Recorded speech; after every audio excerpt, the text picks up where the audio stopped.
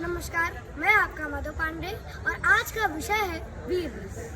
ये कविता उस 18 साल के नवयुवक बेटे की है जिसकी शादी हुए अभी 4 दिन हुए हैं और 5वें दिन वह कारगिल के युद्ध पर चला जाता है। एक दिन उसने अपनी पत्नी, माँ और पिता को खत लिखता है। उस समय फोन की व्यवस्था नहीं थी।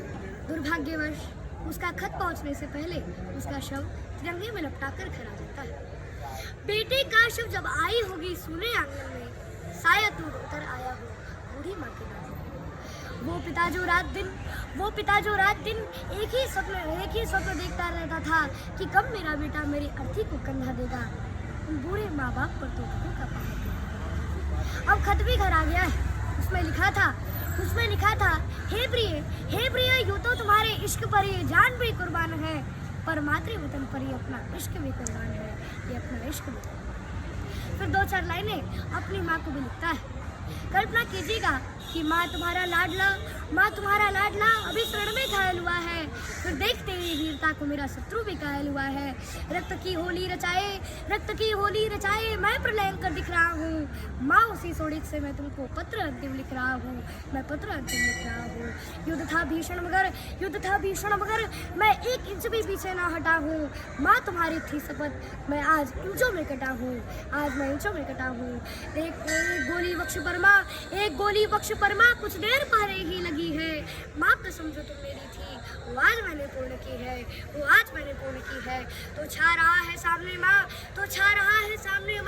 आपके आगे अंधेरा पर उसी में दिख रहा माँ। आज मुझे अंतिम नूतन सवेरा। कह रहे हैं शत्रु भीमा, मैं किस तरह सैदा हुआ हूँ। लग रहा है कि कोई सिंगनी की कोख से पैदा हुआ हूँ। पर ऐसा न कभी समझो न माँ, मैं चीर निद्रा में जा रहा हूँ। माँ तुम्हारी कोख से मैं फिर से जन्म लेने आ रहा हूँ। फिर 2-4 लाइनें अपने पिता को भी लिखता है। कहते हैं कि वो पिता बड़े ही सौभाग्यशाली होते हैं जिनकी अर्थी को कंधा उनके बेटे देते हैं। कैसा लगा होगा जब जवान बेटे की अर्थी को कंधा उनके पिता और दादा ने दी कि जितनी भारी लगती है ये शेषनाग को धरती, उतनी ही भारी लगी पिता को अपने बेटे की अर्थी। माफ करना मुझे पिता, मैं पितृऋण से ओरे नहीं हो सका। मैं तुझे बचपन में ही बहुत दुख दे चुका हूँ और कंधों पर खड़ा हो आसमान ले चुका हूँ। तुम सदा कहते न थे कि ऋण तुझे भरना पड़ेगा। एक दिन कंधों पर ले मुझे तुझे चलना पड़ेगा। पर पिता वो भार अपना तनिक न हल्का कर न पाया। तुम मुझे करना क्षमा, मैं पितृऋण को ओरे नहीं हो पाया। फिर 2-4 लाइनें अपनी प्रियतमा को भी लिखता है कि अंत में तुमसे प्रिय मैं आज कुछ फिर मांगता हूँ।